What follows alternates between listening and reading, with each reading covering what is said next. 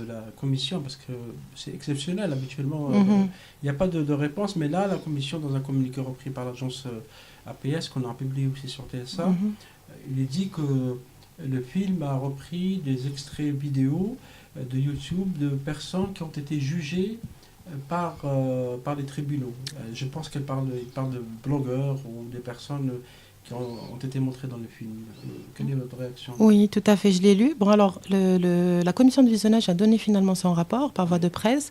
Ce qu'on trouve, enfin, on trouve ça très bien que ça se soit fait. Ça aurait été bien que ça se fasse avant, Ah bon. mais c'est déjà très bien, c'est un pas et moi je le reconnais. Donc nous avons eu, nous, en tant que festival, je le dis sans rougir, hein, le mérite d'avoir mis sur la place publique un problème, à savoir l'opacité d'une commission de visionnage, quels sont ses critères. Donc, si vous voulez, pour nous, c'est un peu une victoire, là, pour l'instant, à l'heure qu'il est. Maintenant, les raisons qui ont été données, comme je vous ai dit, nous, on a mis ça sur la place publique, voilà, il y a un problème. Comment est-ce qu'on peut dialoguer à partir de là? Comment est-ce qu'on peut trouver des solutions? Et maintenant, c'est plutôt à la corporation, en fait.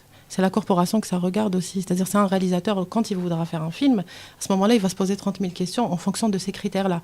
Donc, c'est-à-dire, c'est aussi aux producteurs et aux réalisateurs de voir. Nous sommes un trait d'union entre le public et la corporation. Nous ne sommes pas... On parle des réalisateurs. Exactement, les Vous avez réalisateurs, les remarqué producteurs. qu'il n'y a pas de réaction des réalisateurs. Bah, ça, Personne n'a dénoncé l'acte non-octroi, pour Mhm. reprendre votre expression. Il y a un silence très lourd. Oui, enfin, il faudrait peut-être leur poser la question un à un. Même la réalisatrice elle-même, on n'a pas, mis à part l'intervention de Taha, Oui. dans la salle, elle n'a pas Alors, réagi. la Elle a réalisatrice... même refusé par été de répondre aux questions de la presse. Tout à fait. La réalisatrice, effectivement, l'a dit dès le début, en fait. Elle m'a dit, voilà, moi, je vais venir, je vais porter l'absence du film pour reprendre exactement ces termes. Elle était là, et très sincèrement, pour nous, pour les RCB, c'était très important. Très, très important. Ça lui paraissait évident et que c'était la moindre des choses. C'est pas toujours évident. Voilà.